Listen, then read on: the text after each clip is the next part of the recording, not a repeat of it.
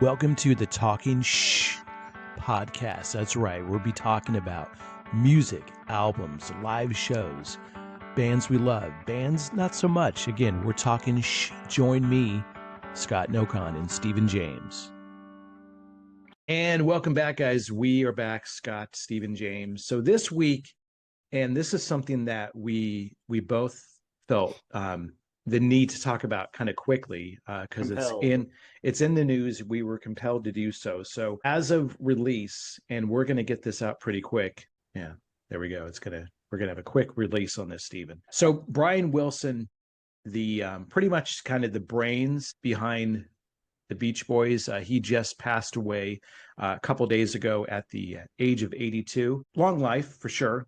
Major accomplishments. We're going to go through that. I did not see the details, and I get it. In many instances, family and news, what have you, are going to be pretty guarded at sometimes as far as why. If you followed the Beach Boys at all, he has had some health issues over the year, and that's of no surprise. And he probably hasn't been able to do anything musically for a number of decades, but he's essentially credited with inventing kind of the 60s surf rock sound, right? Absolutely. And just the overall impact of this, and you'll get into this, Stephen, because I know you're a big Beach Boy fan. And what I love about these different topics is, of course, I know who, everyone we talk about, I'm aware, but right. Certainly and admittedly, I'm not as big of a fan, but then I gain a bigger appreciation, like AC/DC that we've talked about recently. Beach Boys, you couldn't, you still can't turn a corner and not hear a song in an elevator at a grocery store. If you still listen to terrestrial radio, flip around, you're going to hear it. But when you really kind of get into it and you start breaking it down and kind of analyzing, that's when it gets pretty phenomenal as far as what they were able to do. And so we're going to dig into that. Again, and they're still touring today. John Stamos on drums, yeah, right? John Stamos on drums. Yeah, and he's probably singing, touring. And they've always been about the harmonies, right? Which we'll get into a little bit detail. So for this episode, focus on Brian Wilson, his life, his accomplishments, the history of the Beach Boys. When we get into it, Stephen, there's a few facts in here that I was actually kind of amazed. Oh, let's go. And I'll tell you that in a second. Quick little bio. Brian Douglas Wilson, born June 20th, 1942. So we're approaching his what would have been his 83rd birthday just in a couple of days. And by the time we release this, it'll probably would have passed. But he did pass June 11th, 2025. So 82 years, almost 83. American musician, songwriter, singer, record producer, co-founded Beach Boys, right? I think you all know the songs and the hits, and we'll go through all of those for sure.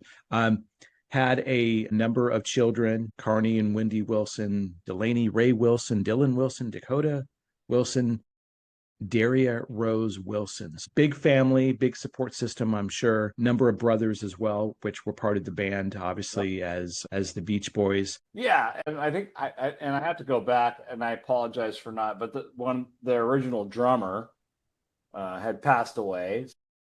There was a lot of influence in this band and a lot of tragedy in this band. But when you listen to the songs going back to, the Beach days, it was a competition of sorts with other bands. Like when you heard those harmonies, you were like, "What? That's so cool!" And interestingly enough, they used to cruise back in the day on Hawthorne Boulevard. Was the cruise strip for them back in the day, and I was like, Hawthorne Boulevard, really? Yeah. Which was interesting to me. But the beach cruisers and that music took off huge with Brian Wilson being the helm at that band. Absolutely. Some facts around him. Again, some of this may be well known. Again, I've had to dig into it. Suffered from dementia. Many say, well, it wasn't disclosed as part of his death, certainly contributed to it. Unfortunately. And and his wife Melinda had died earlier in 2024. So again, as we've seen with many musicians and artists, there's a lot, and you alluded to it, Stephen. There's a lot of trials and tribulations, a lot of heartbreak. That in part probably contributes to what the kind of what the power and just the magical effect they can get. In his upbringing, he had an abusive father, and he was deaf in one of his ears. Yeah. So that was kind of the negative, still the facts, but let's kind of get into, just about him and what he contributed Yeah, to. for sure.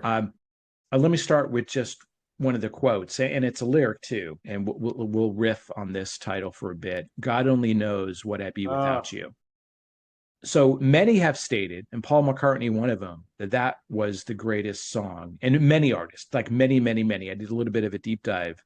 Good song. The also kind of a fun fact, and I don't want to jump around too much, but like this record right here, probably it's kind of hard to see, Pet Sounds. So That sounds good stuff. some state, a number of publications and artists alike, that's the best record in the history Ever. of music. Yeah, exactly. Yeah. Not And wild. listened to it as soon as I found out about his death. And I'm going through it. And yeah, I have it on vinyl, but and it is open. It just doesn't just sit in the package. But I hadn't listened to it for a while. And as I'm going through it, I'm like, wait a second. Yeah. Wait a second. Yeah. Yeah. I did buy it after I heard the hype. It came out back in 1966, and we'll go through a lot of the details related to the records as well. But, in that, was it one of the inspirations to Paul McCartney for Sgt. Pepper? It was, and that's been publicized. Yeah, and absolutely. And I heard a record producer talk the other day about there was a bit of a competition between these two bands that once they put that out, Pet Sounds, Beatles put out Sgt. Pepper's, and they were kind of, I don't know if it was exclusively said that that's what they were doing, but you could tell by the history that was going on. That it's like, okay, you're doing this, okay, we're going to do that, which is really cool because Sgt. Pepper's is like another great piece of history. Absolutely. Pet Sounds is just so dynamic. It is going back through that after dinner the other night. Again, like I said earlier, just all I could say was, wow. Oh, wait, yeah, that song. I know that song. Yep. So, again, born in June 20th, 1942 in Hawthorne, California. You talked about, the cruising around the boulevard. Formation of the Beach Boys, brothers Carl and Dennis, cousin Mike Love, and friend Al Jardine. Stephen, I know you mentioned the other day you kind of had a little connection. You probably were at the time you were so young. I'll let you tell the story that you didn't even realize it. Yeah. Yes.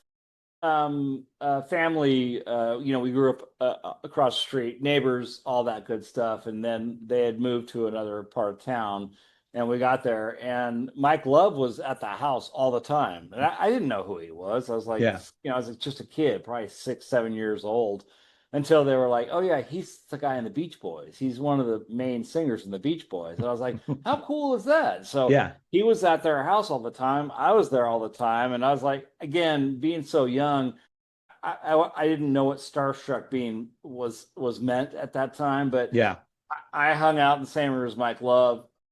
It's like, oh no, it's not that big of a deal. To me, that's kind of cool because he still sings with that band to this day. Kind of cool little history about being a youngster and being a part of the Beach Boys. No, absolutely. I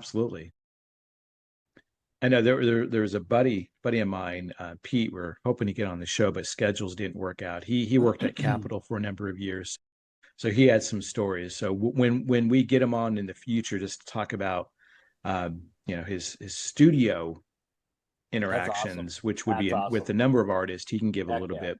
My wife she worked at Capitol as well. And I'll make this brief. Just during the 5th anniversary for Capitol, her job that day was basically to kind of escort Brian Wilson around. So, cool. It's publicized. There are a number of interviews out there. He could answer a question, right? Some say he was kind of aloof and kind of disconnected, but that certainly could display into the ailments that he dealt with over his lifetime. But you know, And the amount of drugs that he did too. yeah, Not to yeah. point fingers, but No, but they did a lot of drugs back in those days. and I don't know, is it wild to think, maybe not really, given in the 60s, in the 70s, that they weren't like this, hard rock, you know, certainly not even hard rock, No. rock pop band, right? Surf rock, but not metal, but and all the maybe shame or highlight that everybody puts on, you know, the artists that we love, that genre that we tout as our favorite. Everybody does it. Yeah, All absolutely. musical genres are affected by that.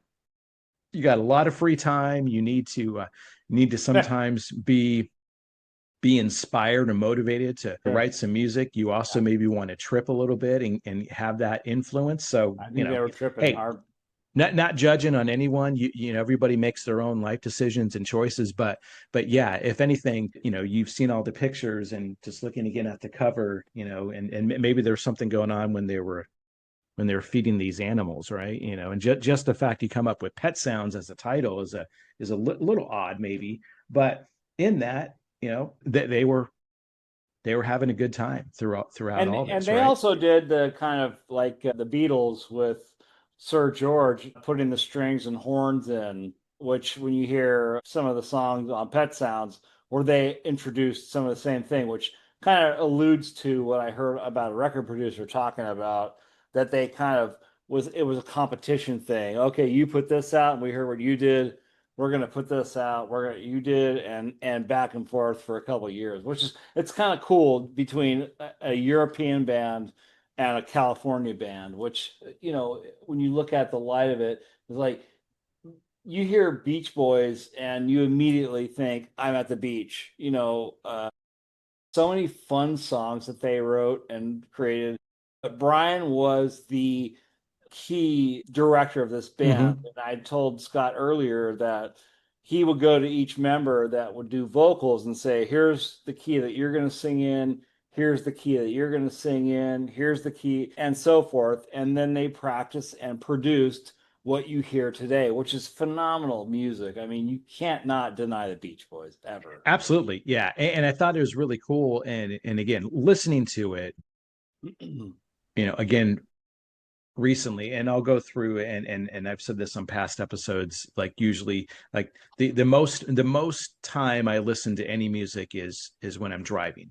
It just Yes, me works out too. that way. So I'll go back. Especially 99 WNRR. That's radio show on Tuesday. I'm trying not to kill time, but No, you guys need to put this on. 99 WNRR Tuesday. Scott will probably tell us the time slots, but you guys got to listen to this show. It is brilliant. yeah, no, thanks. Yeah, it's 6 Central. It's not Beach Boys. No, maybe I might No, drop in. it could I be. might drop in a couple, There because you it go. is an appreciation for music normally. There you And, go. if you guys are listening, it's heavier, metal, heavier metal. Yeah, That too. yeah, it's hard rock. It is heavier metal.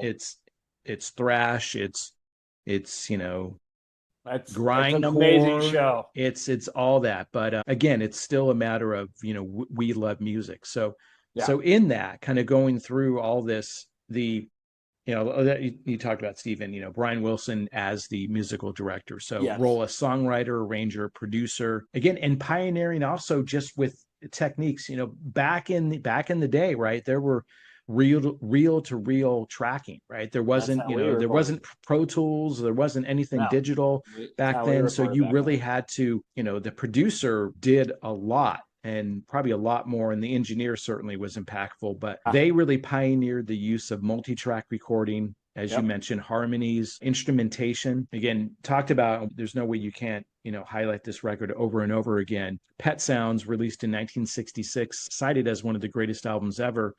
Good Vibrations, just a sonic masterpiece, layered structure. And we talked about the battle back and forth between the Beatles and the Beach Boys, which certainly inspired Sgt. Pepper, other artists. More now, kind of in our current era, Fleet Foxes, Tam Impala, Animal Collective have all cited them as big influences. With that, with kind of the highlights come the lowlights. We alluded to some of it. Mental health. Yeah, big unfortunately. challenges. Drug use, as you talked about. Yeah, Um, unfortunate. Many artists experience this, the pressure of fame, right? Which again is, you have, these guys are working for sure, but just in the path of doing live shows, traveling, even recording, you have downtime, right? So then you kind of internalize a lot, right? And then you try to compete with, when am I going to produce the next record? When am I going to write? What themes are going to be based on, and Right. trying to match that fame. They kind of retreated from live performances in the mid 60s for a number of years, and because of all those reasons. But as far as having a true sound, it was a California sound. There's no other way. You hear Beach Boys and the first thing you think of. I tried to look and see if I had like a beachy shirt. No, I have black, so I didn't wear that. At least Steven has the tank top. It's But just that it's hot here. yeah, Sorry. yeah. But it defined, the California sound. It was surf and cars that kind of drove what they were Exactly. talking about. Being Fun inducted stuff. into the Rock and Roll Hall of Fame in 1988. We've done some other shows on the Hall of Fame.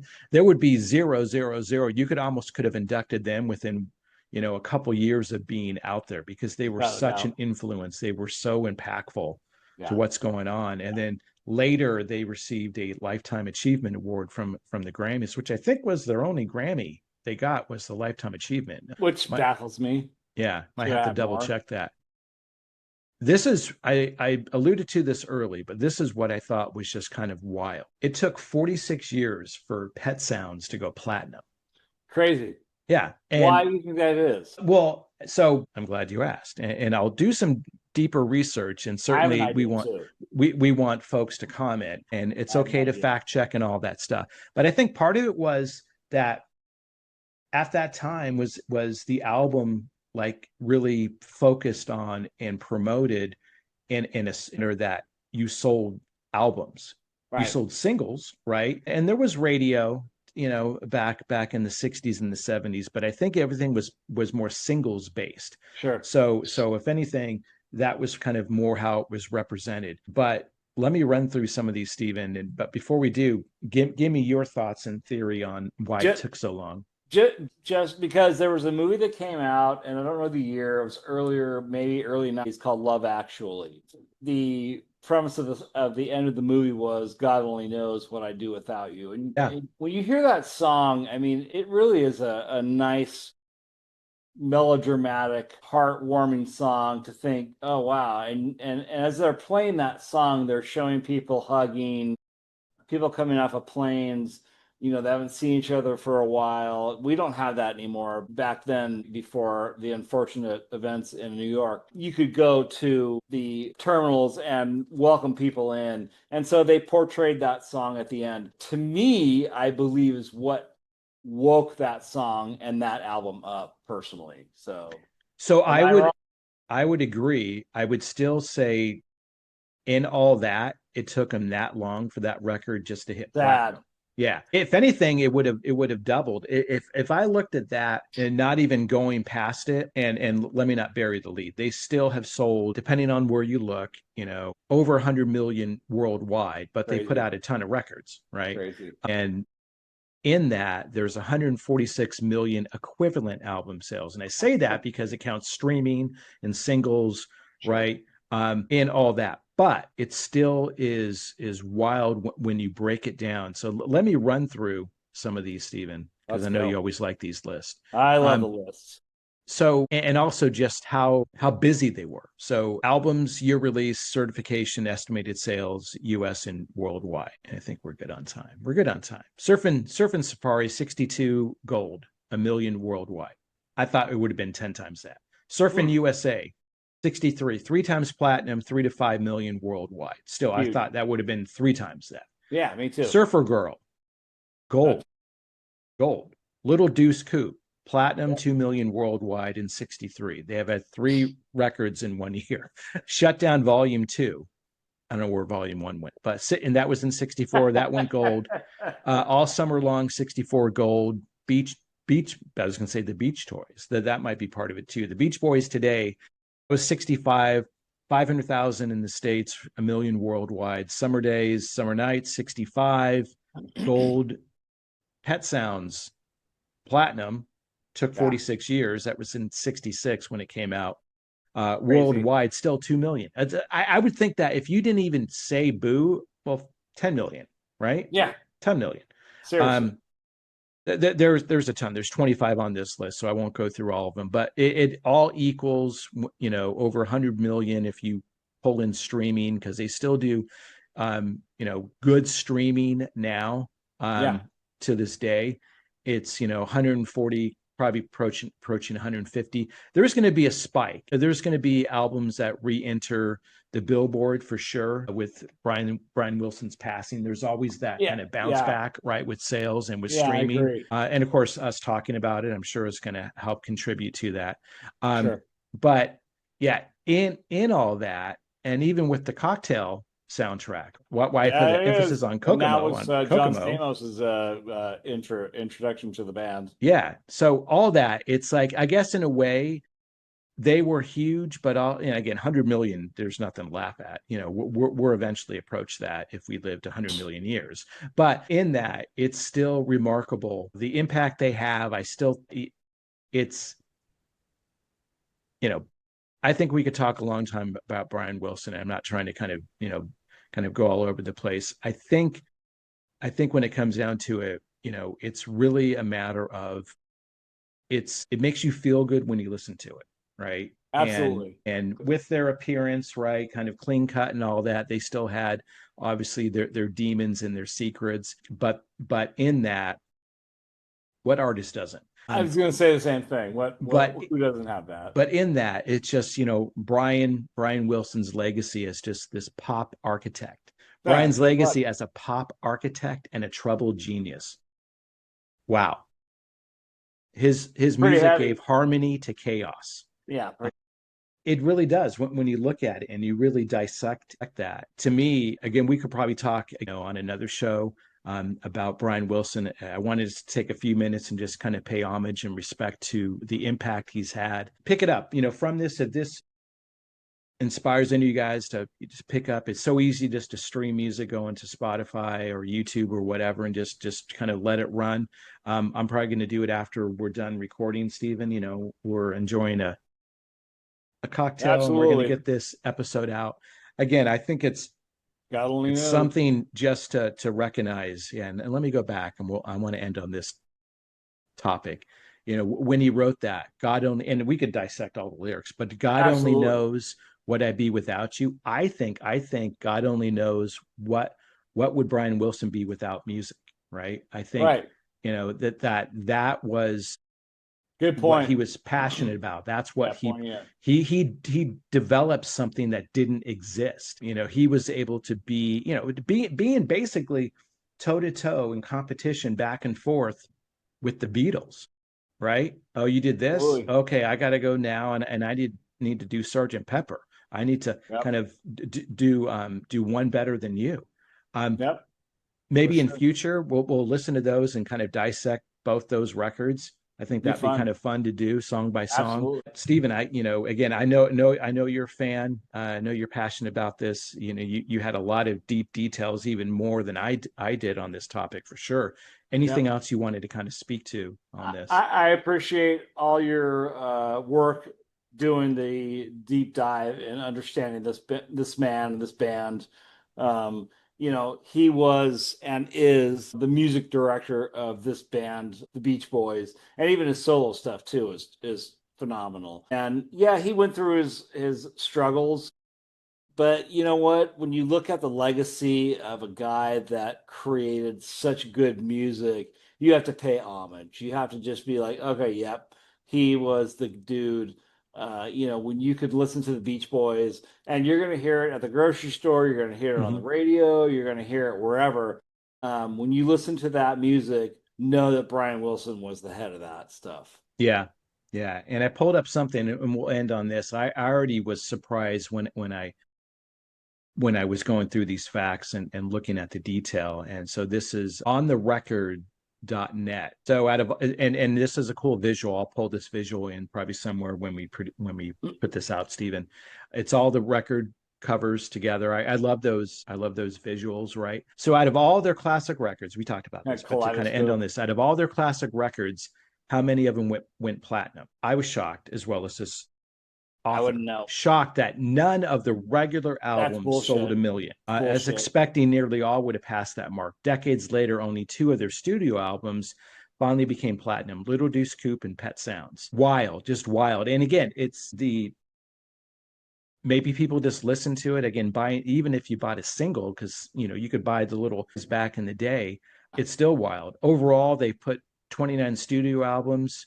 There have been 56 greatest hits albums in various collections. I think the part that bums me out a little bit is that it takes somebody to pass away in a big band like this for people to go, oh, let me take notice about their music.